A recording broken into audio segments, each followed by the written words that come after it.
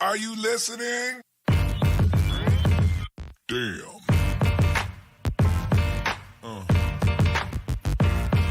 Yeah. Yeah. Yeah.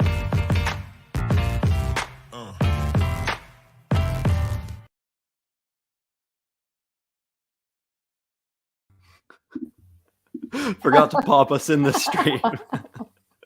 And welcome into another episode of the Damn Podcast here on the 24/7 Sports Podcast Network and powered by BeaverBlitz.com.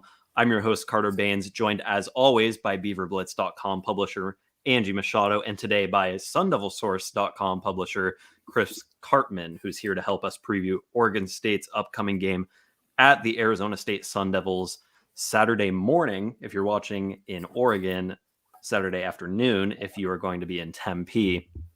Angie, we have run this podcast 50 times since I started hosting, and I think that's the first time I forgot to put us back into the room. It is after the intro ran. Yeah, you were just dancing like I do backstage. Yeah. we have fun backstage while the thing is rolling. Angie had fun at the orthodontist about an hour ago, taking one of her kids in, but made it back in time to roll here. And we've got another special guest along the 24/7 Sports network of experts as Chris Karpman joins us from Arizona. Chris, thanks for taking the time. Always good to see fellow people covering the Pac-12 on the network. How are you guys doing? We are good. You guys are in for a treat to hear from Chris, because he has been covering the team for a while, and he's old like I am as far as covering teams go. So he's a wealth of knowledge with the Sun Devils. No lies said. We've Angie and I have had a busy day here in Sherwood. It was Red Cup day at Starbucks, so I was sitting at Starbucks getting my work done, and I said, "Hey Angie, did you get your Red Cup yet?" And she said no. So I said, "Hey, come by. We'll talk Beavs and drink some coffee." So we've been working on this episode all day. We're going to ask all sorts of Arizona State questions to Chris for the next half hour or so, and then Angie and I will let him bounce, and we will cover all of the stuff that happened in Corvallis throughout the week, provide our keys to the game, and take a look around the Pac-12. But we start with this discussion on Arizona State, which enters the game as a 3-win team. It's going to miss a bowl game. Of course, made a coaching change early in the season, firing Herm Edwards, but has played with some fire still. You know, this is a team that still has talent up and down the roster, and it starts at the quarterback position with Trenton Bourget, who practiced in full. Chris Karpman told us in Behind Enemy Lines at BeaverBlitz.com. If you haven't read it yet, go check it out. But Chris, what has Trenton provided to this offense since he took over the starting job? Because that was one of the things that shifted when Shaun Aguano took over this interim staff. He made a change at quarterback there. Yeah, really. So actually, what the ordering of it was, Trenton wasn't the quarterback until Emory kind of struggled after Shaun Aguano took over play calling duties, and then Trenton went in there and he's performed quite well up until last week against Washington State. Part of that, I think, is they ditched the whole slower tempo huddling. They went a little more aggressive, throwing the ball more on first downs and playing more spread, getting into some more 5-wide empty type stuff. And Bourget's really good at getting the ball out of his hands. I think he was leading the country actually going into last week's game with the ball coming out in 2.0 seconds. Wow. So that was something that really throughout the whole early portion of the year, ASU was kind of all or nothing offensively. It was like run game, Xavier Valade getting the ball 20 plus times a game, and then ASU would sometimes end up in some third and longs, and they would throw the ball, but they didn't have any sort of an intermediate or quick game or RPO type of a component that was working with any sort of reliability with Emory Jones. And he's a bigger, stronger, more athletic guy with a better arm, probably, but Bourget is a game manager a guy who deciphers defenses extremely well and understands kind of pre-snap where he should be going with the football, and it just sort of takes what's been given. Now he played against not very good defenses. He got sort of lucky in the team that he faced coming off the bench when Emory Jones got hurt against Washington, lighting up that secondary. Then he did well against a couple other teams, but then last week, Washington State, of course, it's a much better defense. He got hit on the first possession, got sacked, fumbled, only ended up 3 of 10. He was kind of hurting, and they never got into a rhythm. So part of it, I think, is a product of who they've been playing, but then also Shaun Aguano taking over the play calling duties, which has also worked out well. I think the thing that jumps off the page when you're looking at Bourget, it's the 71.5% completion rate, which is, if I'm not mistaken, it's either leading the Pac-12 or it's up there. I don't know if he qualifies for any of the season-long things quite yet, but regardless, 5 games of work there to complete 7+ out of 10 passes is really impressive. I've noticed that he handles pressure really well. You mentioned getting the ball out quick, about 2 seconds. That's, you combine that with a completion rate that high, you're going to find a lot of guys downfield. So I guess have the numbers there, has that translated to more offensive success than what the Sun Devils were getting with Emory Jones back there? Yeah, for sure. And he takes kind of what's given. Like against Stanford, it was 78% completion rate.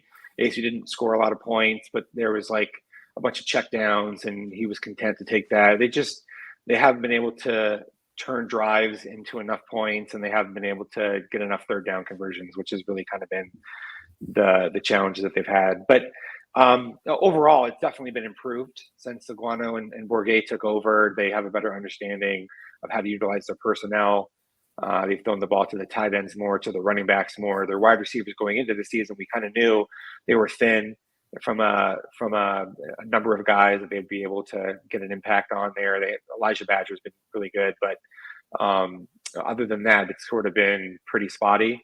But they've kind of crafted a successful approach, I think, offensively when things are working, and that was something that they really didn't have in the first month of the season. I have not been able to watch as much ASU as I have other teams in the conference. Kind of seems like we're playing kind of similar times. You're good. But what? You're fine. So first of all, where did Bourget come from? Because most quarterbacks, in the Pac-12, you kind of have heard of all of them. I have not heard of him. And then, is he a dual threat guy? Is he more of a pocket passer? You said game manager, but is he a threat to run the ball? Those are very good questions. So he went to Marana High School, which is near Tucson, and he was a lit the world on fire type of a quarterback against not great competition. But he didn't get a lot of offers. He's undersized, maybe 5'11", I would say, 180 pounds, doesn't have that big of an arm, not that great of an athlete. He ended up walking on to ASU rather than go to a small Division I opportunities. And he was in the same class as Jaden Daniels. So, of course, Daniels looked really good actually as a freshman coming in, very heralded, became the starter. And so Bourget never really had a chance to sort of challenge that. And then when Daniels left to LSU, from a timing standpoint, it didn't work out very well for Bourget because he actually hurt his foot last season towards I want to say the end of August or so. Okay. So he couldn't even replace Jaden Daniels when Jaden Daniels was kind of struggling because he wasn't anywhere near 100%. He delayed having surgery. Didn't look good in the spring. Then he had surgery. They put a pin in it. He started to get better, but Emory Jones then came onto the scene. And so then he's battling Emory Jones. He still wasn't back to 100% for camp. He ended up losing the job to Jones, but then he started to get a lot healthier September, October. And then when Jones struggled, Bourget was sort of ready to be out there. And look, he's good quarterback. I think he probably should have been able to get opportunities elsewhere based upon what he did successfully in high school. It's just that because he's a little bit undersized, doesn't have a big arm, and played at a smaller high school. I think those are the things that limited him. He's not. I wouldn't. He's in the range of quarterbacks. It would be a dual threat, but he's not a super athlete like the Jaden Daniels or Emory Jones type of a guy. He's mobile enough, and he can run zone read and go scramble and get you yards and stuff like that. He's not super pocket oriented like Stanford's quarterback or something like that. Got it. So totally changing subject though. Have you been surprised by speaking of Jaden Daniels, because you've covered him for a long time? I was never that impressed with him. I mean, maybe it's because at Oregon State he never performed his best, but are you surprised by what we're seeing from him at LSU? Right. So this doesn't have to be like crazy, but no, he did a very good job as a freshman at ASU. Remember, he had Brandon Ayuk. That's right. And they played a simpler style of offense, I think, which made it easier for him to adapt. He is somebody who looks better when they sort of strip it down and they have playmakers around you to get the ball to, which LSU has more playmakers than an ASU, right? So I still think that long-term, from a projection standpoint, he doesn't read coverages very well. He doesn't have the ability to throw guys open like most NFL draft picks will. And so I think that there's a lower ceiling on him than a lot of other guys who were ranked in the same sort of range that he was. Cool. Moving around the Arizona State defense, there appears to be, at least when you look at the stats, and again, like Angie, for whatever reason, ASU hasn't been on my TV as much as some of the other Pac-12 teams. I think, again, it probably comes back to kickoff times. But from what I have seen from this team, it's, there is a lot of high-end talent at the top of the depth chart at the skill positions on offense. So we talked about Bourget, Xavier. There's a lot of X's and Z's in his name. It's Xavier, right? Yeah, Xavier. Okay. So I have seen that he goes by X. So I'm going to roll with that. X Valladay at running back, and then Elijah Badger at wide receiver. So Valladay is actually the career, or the active career rushing leader in the FBS after transferring into the program after spending 4 years, I believe, at Wyoming. And then Elijah Badger has quickly become one of the more productive wide receivers in the Pac-12, at least statistically. So clearly the talent is there at the top of the depth chart, and Oregon State will have its hands full in taking care of those guys. But I mean, I'm curious what the depth looks like behind them. Is that where maybe some of the struggles occur on this offense?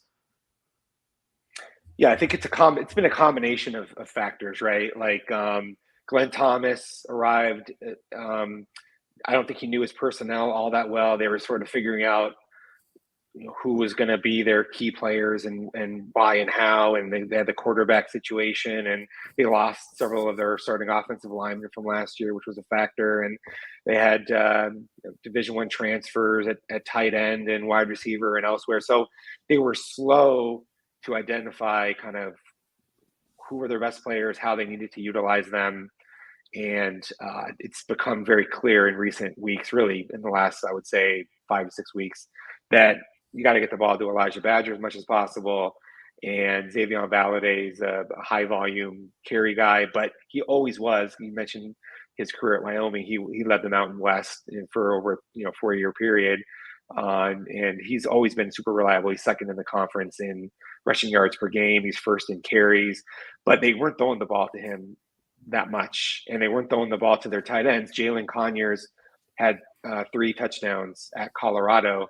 Messiah Swinson, a Missouri transfer, has also been pretty good in the passing game when they've decided to utilize him. So they just, I think now they understand, okay, we have Bourget, we got to get the ball, pass and run to Valladay as much as we can. Got to get the ball in the hands of Badger as much as we can, and he can be a 3-level threat. Get him the ball on screens, slants, and come back, and then he's going to get some vertical playmaking opportunities. Gio Sanders is a slot receiver who's been doing pretty good, but he's hurt this week. So Cam Johnson is going to probably get the start in the slot. He transferred in from Vanderbilt. They thought he was going to be better than he has been. To this point, he was their leading receiver in terms of career yardage and receptions, but has been a backup, really. but he'll play more of a role. But those guys and the tight ends that I mentioned, and Daniel Ngata as a change of pace guy who's got some speed on the edge. That's the guys that you have to be aware of, that the ball is going to be in their hands. How about, so, last week Oregon State played Cal, and we had Jackson Moore on, and he talked a lot about the skill positions at Cal, like great running back with Jade Knott, the wide receivers, quarterback, but they struggle in the trenches. How is ASU's O-line?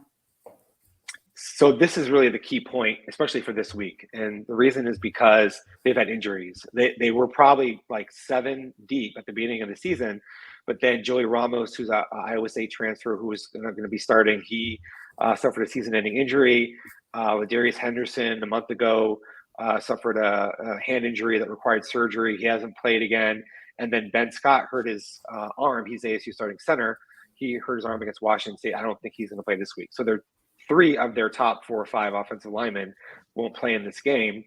And now they have Ben Bray, who hasn't really played that much at all, who's going to be starting at center probably this week. And that matters so much because they need to be successful on early downs in the run game in order to be able to have some drive sustainment. And then also some of the protections have been a little bit of an issue. They have talented guys at tackle, but they're younger, inexperienced, and so their performance has been sort of all over the place. Like some games very good, some games not good at all. But Isai Glass at left tackle, who's he's a sophomore, played a little bit as a true freshman last year, and then they have very rare Emmett Boley, a Division II transfer from Northern States in South Dakota, who's at right tackle. But those are matchups that I think can be exploited, especially with the quicker, more athletic pass rushers and blitzers on the edge. I want to move to the defensive side here and look at a matchup that I think is going to go a long way in determining the outcome of this game, and that's Oregon State's run offense versus Arizona State's run defense, which is giving up 175 yards per game. That's 99th in the country. Going up against an Oregon State offense that is led by Damian Martinez. He's run for 100 plus in each of the last 4 games. To credit Arizona State's favor in this matchup here, Oregon State with a couple of injuries in the running back room and on the offensive line last week. We'll see how that plays out if those guys are able to go. But it feels like a matchup where Oregon State might be able to get something going on the ground and move the ball consistently there. What has held Arizona State back in the run game? And do you have reason to believe that maybe they could step up this week against Oregon State at all? No, I don't think that they're going to be much better. They're sort of fully baked at this point in terms of what they've been. They got totally destroyed on the ground by Eastern Michigan, and that was like a sign early on. Okay, this is going to be a long year. UCLA ran for 400 yards on the ground, which was the most that ASU's given up at home in like 15 years or something like that. And I think injuries again have been a little bit of a factor. They lost their best defensive end, Michael Matus, for the season at the outset. They've had a couple of their defensive tackles have missed games due to injury. But I think that what's sort of gone on is guys have been trying to do too much. Instead of just doing their job, play their gap, play their assignment, they're kind of getting turned and all over the place. And the linebackers have been kind of jumping around a little bit too much. And guys are getting blocked. Also, that's a big factor, is they're not the biggest, strongest, most physical. And then you overlay that some of the fundamental and discipline issues that they've had, and it's been very problematic. Some games they've actually looked pretty good, but the teams that have had very good, deliberate, and well executed run games, they've struggled against. And Oregon State, of course, qualifies. So I think that that's going to be a significant challenge. Probably ASU's going to have to get a little bit more aggressive. Do some slants, bring some edge pressure on some rundowns, try to sort of just jam it up inside and accept playing more man coverage on the back end. Do you feel that the defense is playing up to its potential this year? Yeah, I mean, definitely not to Yeah, not to butt in here, but I mean, I look at some of the guys on that defense, and Kyle Soley's been there forever. Merlin Robertson feels like he makes plays against Oregon State every year. Corey Bethley in the back end. Oregon State fans have seen him at Hawaii for the last handful of years. I mean, there's a lot of veteran. There's a huge veteran presence. A lot of guys who have made plays there for a long time. So it surprises me, from at least an outsider's perspective, to see Arizona State give up 400 yards on the ground to UCLA and struggle against some of these teams that it has this year. Hey, but payback, because I seem to remember, Benjamin like running 300 or 400 against Oregon State one year. Yeah, he had 300. Yeah. That was his best game. Yeah. Look, I think this is a game where there's contrasting coaching. Like, I think Oregon State has really great coaching. I think ASU's coaching is not so good. And this is sort of the product of the NCAA investigation, Herm Edwards being on the hot seat, not being able to acquire the types of coaching that ASU had been able to previously. People, I don't know, Oregon State fans may not know this, but they lost both their coordinators, Antonio Pierce and Zach Hill, in like February, right? And that's after everybody's already filled their jobs. So ASU very late took sort of a flyer on its offensive coordinator, Glenn Thomas. That didn't work out. He came from UNLV. And Donnie Henderson was an analyst who, he's an older guy. He's been a coach for 40 years. He was actually an ASU defensive backs coach in the last Rose Bowl season in 1996. And he had been a coordinator for a year or two, even in the NFL, but that's 20 years ago. And I think what happened is their understanding of how to best utilize their personnel was flawed. Basically, they're recruiting people. They added big cover corners. Ro Torrance is 6'3", 215 pounds. Tark Luckett, 6'2", 210 pounds. Those are guys that you want to get the line of scrimmage, get their hands on receivers, play man coverage, be more aggressive. But then what happened is Donnie Henderson, and probably Herm Edwards' conservative nature, and them thinking they weren't going to be that good this year, played a role in this, but they played extremely conservative zones, giving up a lot of cushion. And what happened is teams, they ran the ball well against them, and they threw the ball on the perimeter underneath this bend, don't break style that ASU is very bad on third down defense. Actually, 130 out of 131.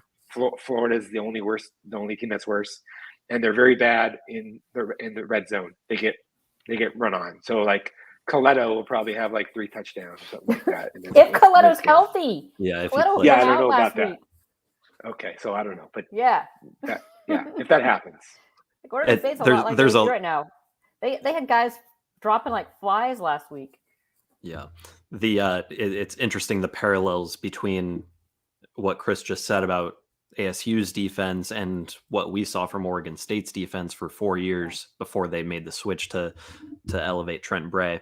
But I will say, just like what Chris says, when Trent Bray decides to go into soft coverage, Oregon State gives up. Yeah. That's when they've given up. I mean, Washington, they went total soft zone coverage. Washington marched down the field and scored that go-ahead touchdown.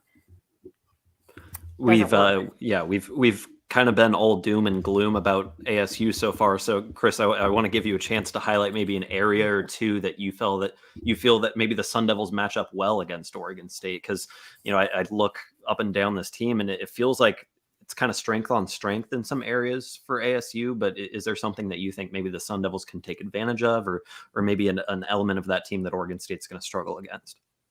Well, look, I think when ASU does play a lot of man coverage, they've been pretty successful. I don't think Oregon State's receivers are more threatening than most of the receivers that ASU's gone up against already this season. So I think what you have to do is you have to commit more to the box and try to make it hard to run the football, or at least as much resistance as you possibly can, and accept that maybe Oregon State's going to max protect and beat you on a double move, once or twice in the game. That definitely could happen. But I think you have to be very aggressive, which is ASU's not done. If they do that, I think they do have a chance to be decently successful. And then really, Elijah Badger is not going to – Oregon State has very good cover corners. I feel like those guys in man coverage have done a very good job this season from what I've seen, getting their hands on a lot of balls and whatnot, and they have good size and all that. But no, they're not going to be able to consistently stop Elijah Badger. So you have to figure out how you can get Elijah Badger the ball as much as possible. And also, I think you're going to have opportunities to get the tight ends running into some places where they're going to be able to be factors in the passing game. I mean, at the end of the day, Bourget's probably, for ASU to win, he's going to probably have to go for over 300 yards and 3 touchdowns. What kind of home field does ASU have right now? Home field advantage? The advantage is bad. They're not Stanford bad, though. No, I went to Stanford, and that is a whole different level of bad.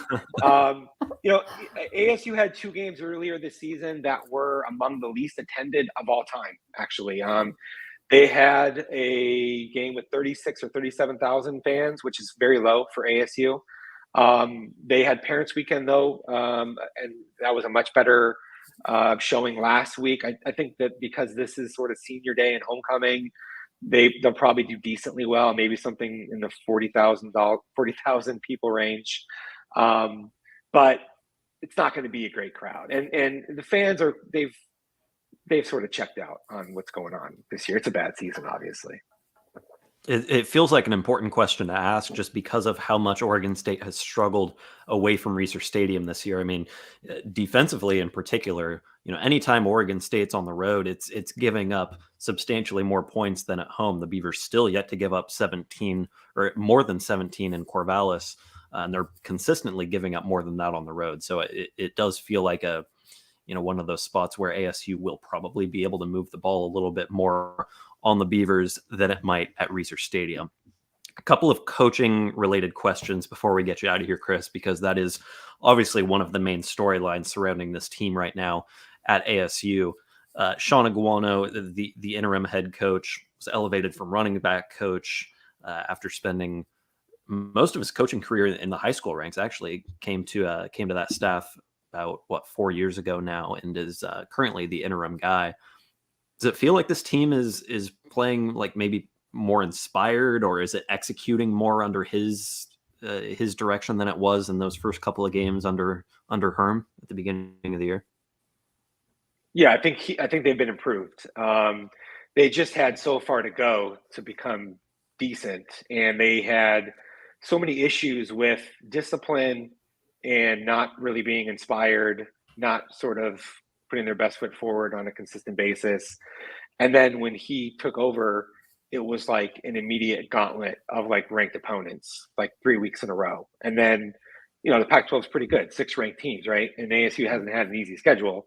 So they never were able to have a 2 or 3 game stretch where they could get into this really great rhythm where everybody was healthy and they could get some wins sort of building up. They're probably better than their record, overall from a talent and, capability standpoint, but they've underperformed, I think, due to coaching and discipline and turnovers. Like ASU was the last team in the country to recover a fumble. And that's, partly luck and partly style of play and other factors. So there's anytime that a team is struggling or whatever, there's like a whole bunch of reasons that's the case. I do think that the players, like last week, they were losing 28-0 to Washington State. Everything was going wrong. And then they shut out Washington State in the second half, scored all 18 points. It was 30 degrees. It would have been easy for them to be like, yeah, okay, we're out of here, and hit the eject button on the whole thing. But they continue to battle, and they seem to really like each other, and they enjoy. The team isn't one that has a lot of egos or guys like cliques and guys who don't like other guys and stuff like that. So and they know it's senior day and everything, so they'll probably come out and play hard, and I don't think they'll execute extremely well, but they'll show up. It's amazing though when you get guys that actually like playing football and like each other. Stranger things can happen because and the opposite. I mean, Oregon State saw at the end of the Gary Anderson, those kids all just checked out. That was like right. That was disaster. Dennis Erickson was like that at ASU. I mean, we've all kind of seen that over the years. Just for a 3-7 team, this particular team is not like that. Yeah.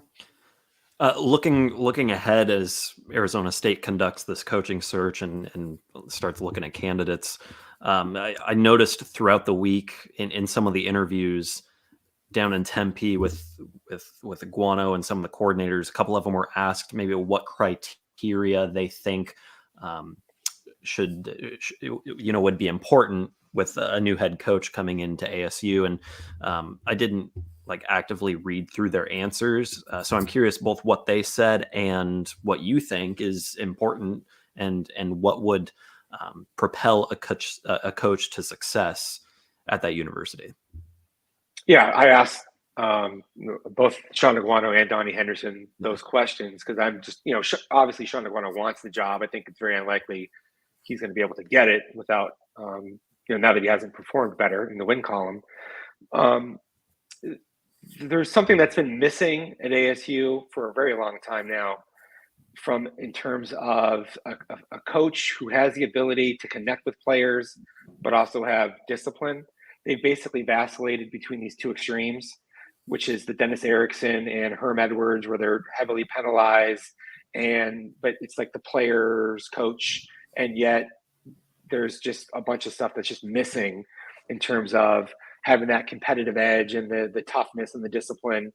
And then the Todd Graham was the total opposite other end of the spectrum, the very sort of authoritarian, iron fist, my way or the highway guy, who they had almost no penalties, and they were very good early on, but then he didn't have the ability to relate and connect with the kids, and he burned everybody out, and then they literally just fell apart. And then he didn't really learn from that experience because he had the same thing happen at Hawaii, obviously, right? Which a bad place to go to Hawaii and try that approach, and a bad hire. But Bruce Snyder was the last really successful ASU coach who had the ability to present some tough love, right? But also have the kids be motivated and enjoy playing for them. And then I think also very importantly, at a place like ASU, you need to understand the regional footprints, recruiting, staff building. ASU's best teams the majority of their kids have come from Southern California and Arizona. Coaches need to be able to understand how to build staffs that can recruit to those areas. You need to have coordinators who are very good, right? Oregon State been able to do that. Basically all of the best coaches in the Pac-12, the Kyle Whittinghams, and when Oregon was really good with Chip Kelly, he was the guy.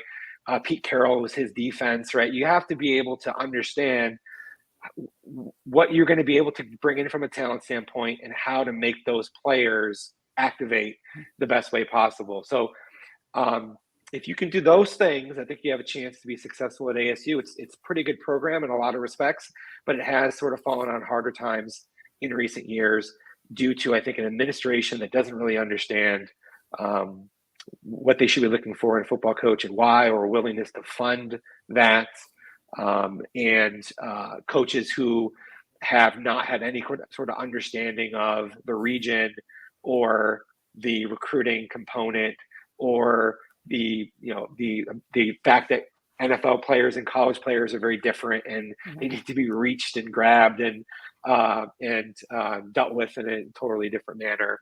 So that's sort of the things I've been saying repeatedly to anyone who might listen. You should be on the search committee because you understand it. But you make some good points because you named off Pete Carroll, Kyle Whittingham, even Coach Smith, which he's not maybe at that level yet, but the thing that they all have done is create a good culture. Chris Peterson, Mike Bellotti. Yeah. Chip Kelly. It was a whole culture. It wasn't just X's and O's. Dennis Erickson had it, I think, earlier in his career. By the time he was at ASU, I think he was a little grizzled and the ship has sailed. Yeah. Not to go into a whole thing, but his Miami teams were super undisciplined, but they were so talented that they were able to overcome that. Yeah. ASU with Vontez Burfict, not talented enough to overcome that. True. Yeah. Before we get you out of here, Chris, we got to get your thoughts on just this matchup as a whole, how this thing plays out. If you want to give us a score prediction, we'll take it. Kickoff at 11:15 a.m. Pacific, just after noon local at Sun Devil Stadium. I'm sure you'll be there with your staff. What do you expect to see when you get there on Saturday?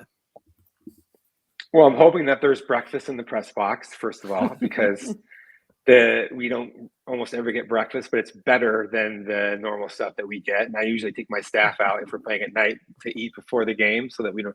But I'm hoping, we'll see what happens.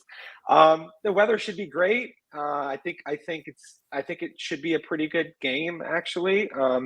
Oregon State, as mentioned, is almost never comes in and blows ASU out. Like, it's probably won one game in the last 15, 20 years or something like that. I do think Oregon State's going to win. I don't expect a high scoring game. I think it'll be more in the middle to lower end scoring range. But ASU's not good enough in the key moments, the third downs, the red zones. There's just a little bit, missing. And so I think Oregon State will win. I've kind of gone back and forth between like 30-23 or something, but I'm 27-20 is kind of what I'm going with. I just think that, there may be a fewer possessions in this game with the ball on the ground quite a bit. Feels about right to me. Angie and I will have our predictions at BeaverBlitz tomorrow. I have to get you my pick because I got a little crazy today. We'll keep an eye on my email for that, Angie. Yeah, I know. Eric, right. Have you got his yet? Haven't checked. I don't think I have. Chris, anything you want to add before you get out of here? We'll give you a platform here to plug Sun Devil Source if you want before you bounce. We're doing the coaching search stuff, and there's going to be a huge transfer wave. I mean, that's sort of the way of the world now, right? For the people, the Oregon State fans, and some of them probably want to go to this trip because it's nice weather and all that stuff. I hope that everybody enjoys it. I recommend using the light rail. You can get from the airport to downtown Phoenix or right to the stadium or downtown Tempe very easily. They've populated more restaurants and hotels in the downtown Tempe area in the last several years. And I think that it makes for a pretty good trip. It's one of the better trips from a access and usability standpoint. People want to do fun stuff. It's a good time to go hiking, Camelback or Piestewa Peak or something like that. Make sure you drink plenty of water and go early.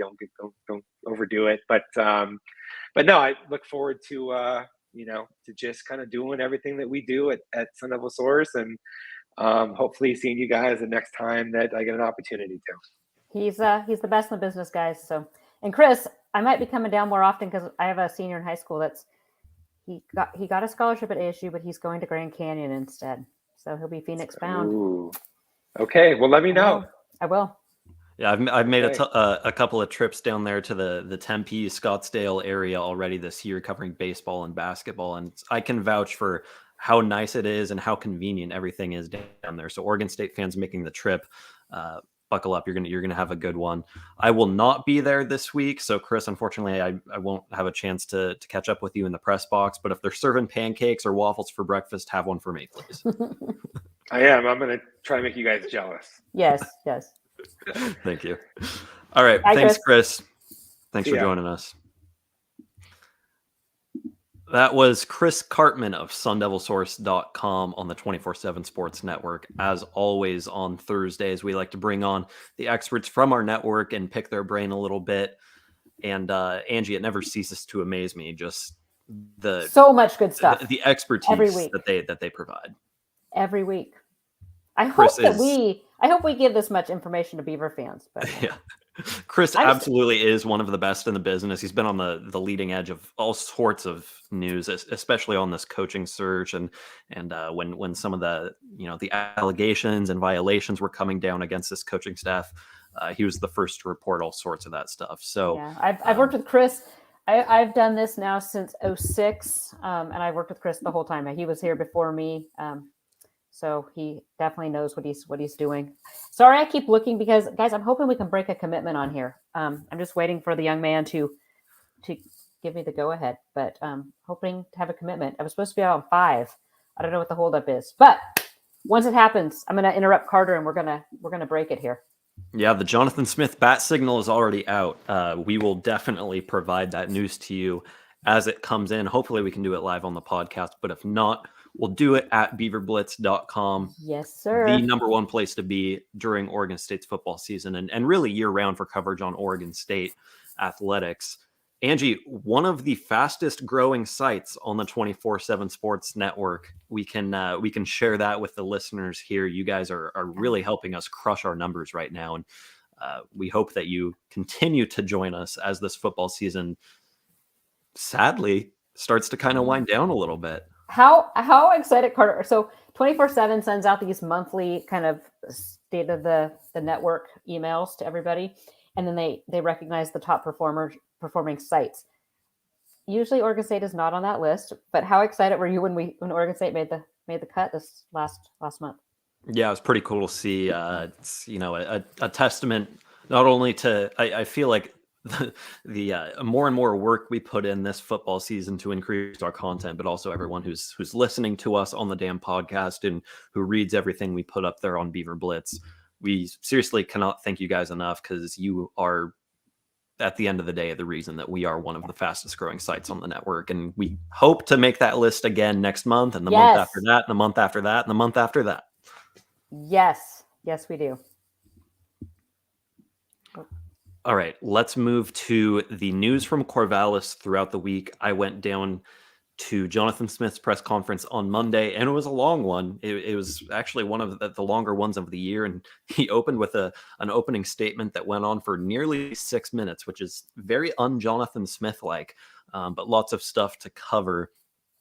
And primarily, Angie, I think we have to start with the injury notes, because it's a very comprehensive list this week, which at Oregon State this year, the injury bug hasn't really bit. But last week against California, man, it was a costly win.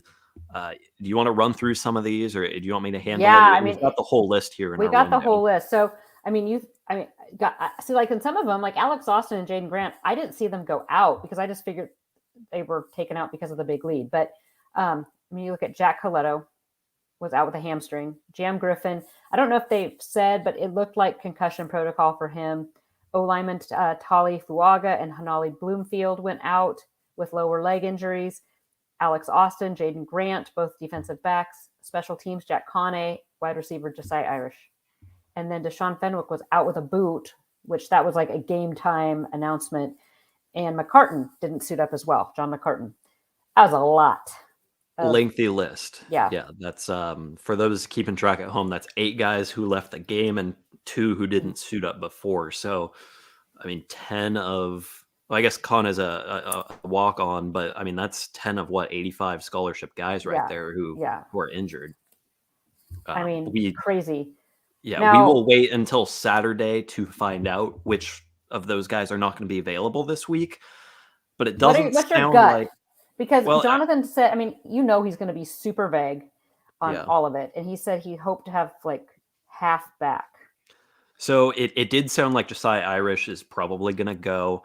It sounded like, from what Jonathan said, he said, it felt like if we gave Fenwick a week to rest, held him out on Saturday, he would be good to go the rest of the way. So the assumption, I guess, is that Fenwick is going to be close to returning, if not returning in full this week, which to me was a surprise, because I spotted him on the sideline when I was down there before the game with a boot on his right foot. And I said, anytime a guy's wearing a boot, that doesn't look great. You worry about that being like a multi-week / season ending type thing. But for whatever reason, it's like it could be like a plantar fasciitis, right? In which case that's a kind of a day-to-day kind of thing. Yeah, don't want to speculate too much on that, but it does again sound like Fenwick could be available this week. So commitment. We'll see. But to announce breaking news. Sound the alarm. Oregon State has landed a defensive tackle from Salt Lake City, Utah, by the name of Abraham JoJo Johnson. Salt Lake City, Olympus High School. He's about 6'2", I think 270 right now. It's a bit of a project. Little bit of a project in that he hasn't played organized football for more than a couple years. Oregon State spotted him at a camp this summer, offered him on the spot multiple Mountain West scholarships. But this is just huge news, Carter, because project or not, he's a D tackle, and Oregon State needs bodies in that position room. Yeah, I will be honest. I don't do any of the recruiting stuff really at BeaverBlitz, but I took a look at his profile earlier in the day when you put your crystal ball in for him. And I said, that the offer list doesn't necessarily like jump out and scream, this is a guy Oregon State really needs. But I mean, how often have we come on here and said, man, Oregon State's a defensive tackle away, and they really need to bolster their depth on the defensive line. Well, here you go. It's a guy who, will probably take a little bit of time to build up. And I think you said, if you didn't just touch on it here already, and I missed it, this is a guy who hasn't even really been playing football that long. So will continue to grow and could potentially be a contributor down the line if he's not right away, which he probably won't, to be fair, but it never hurts to have more depth in that defensive line room. Yeah. And I trust Oregon State's coaching staff to only go after guys who they expect are going to be contributors down the line. And it's not very often under Jonathan Smith's recruiting direction that you see them land somebody who just doesn't end up playing at all. Yeah. And Quincy Wright is a true freshman right now out of Texas. He's one to watch. I mean, I've been hearing some really good things from him in practice. Just has to add a little strength and technique, but and that's where I see JoJo kind of being. But like I said, it's been a long time. It's those defensive tackles are not an easy thing to recruit. So I'm just going to pop this over and get this story out because I had it all ready to go. But no, it's a big day. So look at you guys listening to the damn podcast. You got the scoop. First to it here. You are the many of you who are watching us live on YouTube got the scoop as it unfolded. So while Angie is popping that up on the site, I'll continue through our regularly scheduled programming here on this game preview episode of the damn podcast. So moving through the list of things that Jonathan Smith touched on in his Monday press conference this week, with regard to the injuries, of course, guys come out, you send new ones in. And Jonathan was very quick and proud to kind of highlight some of the guys who stepped in to the lineup once those injuries occurred. So he specifically called out Tanner Miller and Tyler Morano on the offensive line. Those guys, of course, it takes a little bit of time to get up and rolling on the O-line, but as the game progressed, we didn't really see Oregon State drop off there at all against Cal. And I will the defensive backfield. Oh, Peter Riley Osborne, who does all of our offensive line breakdowns, actually was texting me during the game and was like, dang, Tanner Miller and Tyler Morano are looking really, really good for their first real action. A couple of guys who have been in the program for a few years now, even though I think technically they're still both redshirt freshmen, but I think they're the third year variety of that. Yes. In the defensive backfield, Ryan Cooper Jr. moved over from nickel to corner. Achille Arnold came in at safety, as did Skylar Thomas as well. So three guys there who were either out of position or came in from the bench and continued to produce there in that secondary with Austin and Grant out. On special teams, Jeremiah Noga, Bryce Caulfield, Jaden Robinson got shout-outs from Smith. We don't really highlight special teams a ton on the podcast, but it's something that we like to go in depth on at BeaverBlitz from time to time. Special teams has very, very quietly been, well, actually, recently it hasn't been as quiet because Anthony Gould just passed that 55-yard punt return touchdown. But special teams has kind of quietly improved year over year and is now actually kind of a strength for the Beavers in 2022.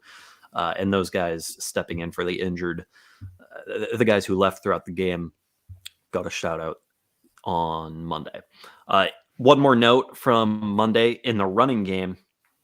Jonathan Smith mentioned that Isaiah Newell and Kanoa Shannon will continue to get work throughout the week, and we'll potentially see the field if Jam Griffin and Deshaun Fenwick both sit. Those guys came in late in the game, and Isaiah Newell actually, upon further review, he did. Really was a touchdown.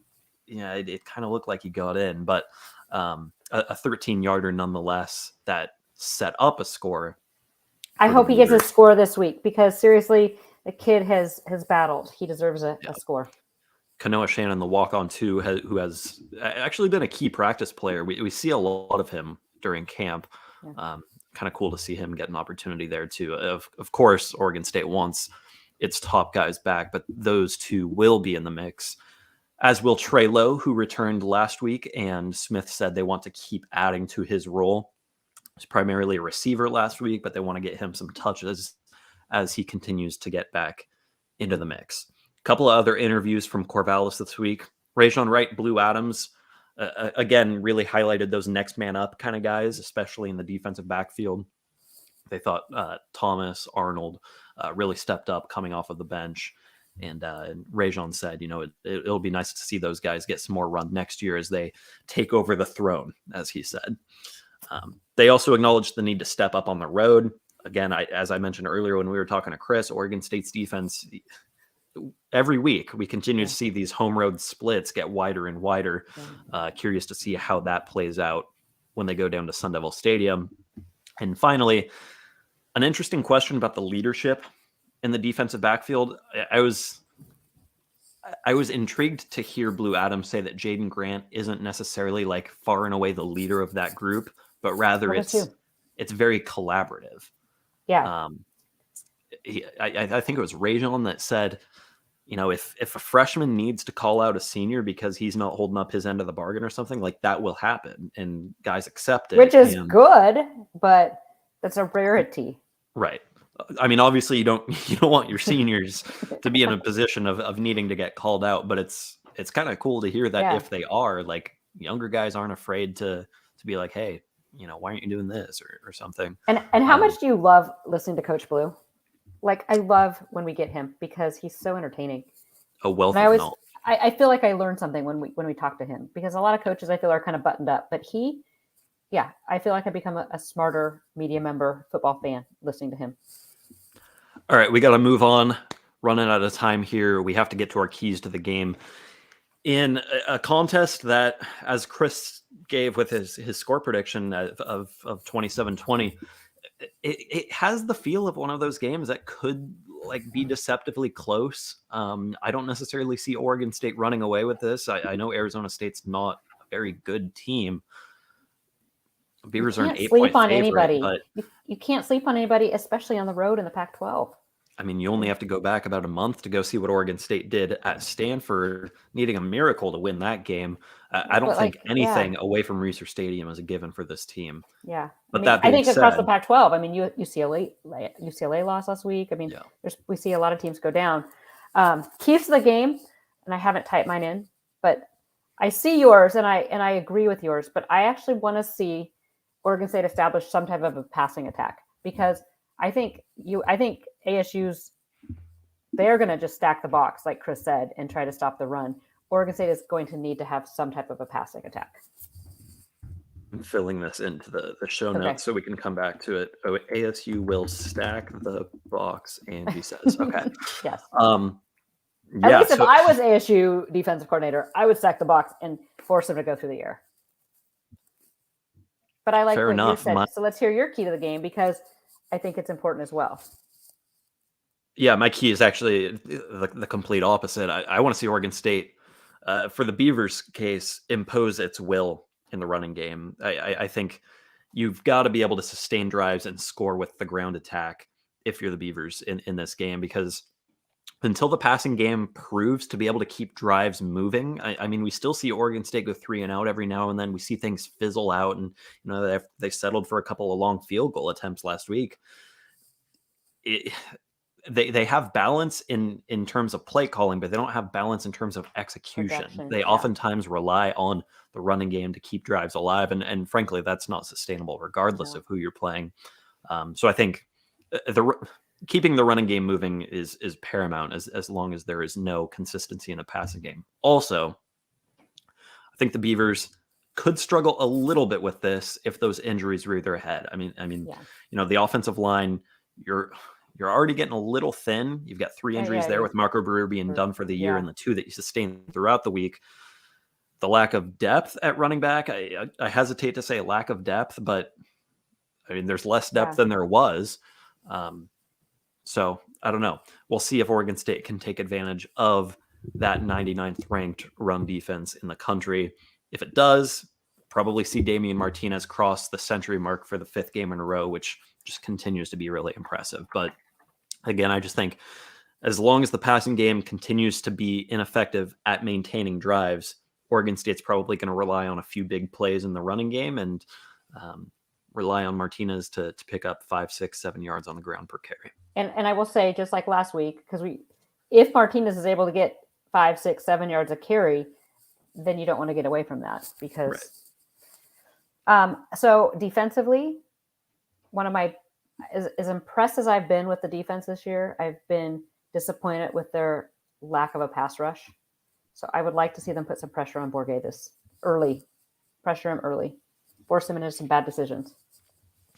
Again, I'm kind of taking a different direction with this. So I feel like we have when you combine our keys to the game, we've got a very well-rounded approach to this. Yes. But we're not doing the same thing like we've done in the past. So yeah. So I appreciate that we're seeing things a little bit differently here. I think it's really important for Oregon State to lock down on the receivers downfield this week because, as we said earlier, and as Chris mentioned, Bourget is very talented at handling pressure. He might not be the biggest dual threat guy, but he's athletic enough to avoid oncoming sackers. He hasn't taken very many sacks. He has that extremely quick release, 2 seconds or less on average. It's impressive what he does when he's under duress. And like you just said, I don't think Oregon State has proven that it can get to him. So that you combine those two things, and I think that means he's going to be looking downfield quite a bit. They will try a lot of quick hitters with him as well, but I think it's important for Oregon State's defensive backs to kind of flex their muscles this week and lock onto guys because Bourget could have some time to operate. He could have some time to maybe improvise a little bit. Some plays could break down, and that's where your secondary gets really tested. So if the injuries in the defensive backfield carry over this week, if you don't see Jaden Grant, if you don't see Alex Austin, could be a little bit costly in my opinion. Do you think over under for turnovers? Do you think Oregon State gets 2 picks? Over under? Oh, it's tough. I'd take the under with a little bit of push protection there. If you set it at 1.5, I might lean over. Actually, but I think Arizona State's going to try to pass the ball quite a bit here. X Valade is a very talented runner, but again, going up against Oregon State's run defense, nothing's guaranteed there. So I think they are going to have to move the ball quite a bit, especially if they get down. They could get game scripted like Cal did last week. So you mean scripted fall down like Chris Hudson? Yeah. It was part of the game script. Part of the game plan, apparently. Yeah, part of the game plan, apparently, to fall down. Yeah. So that's next week's discussion. Those guys down there. Right. So speaking of Oregon, Kyrie Fisher, I think, referred to those guys down there. Yeah, those guys. Speaking of Oregon, let's take a look around the Pac-12 before we get out of here. So it's there are a lot of early games this week, Angie. It's kind of interesting. We don't always see this in the Pac-12, but things get started at 11 a.m. on Pac-12 Network with Washington State going to Arizona as only a 4-point favorite. Yeah, I think that's an interesting one. I think there's a little bit of recency bias with Arizona beating UCLA last week. Yeah. Arizona's got a good offense, but I do think Washington State is better than a 4-point favorite in that game. Yeah, that's an early one. Then Oregon State, 15 minutes later, kicks off at Sun Devil Stadium as an 8-point favorite against ASU. I like this comment. Pop up Brian Miller's comment that ASU is a good, bad team. That's how I feel too. Okay, so do you think they play a lot of close games. I will say this: they have kept games close against a lot of ranked teams. UCLA, I mean, they beat Washington. I mean, this is a team that has played good teams surprisingly tight throughout the year. So, Carter, do you think 8-point favorite? Do you think that's too much? It feels about right to me. I think if I'm looking ahead to staff picks tomorrow, I'll probably have the Beavs as a 7 to 8 point winner. Okay. Stanford in Cal. The afternoon slot, we get Stanford as a 5-point dog in the big game, the 125th playing of the big game and the 40th anniversary of the play.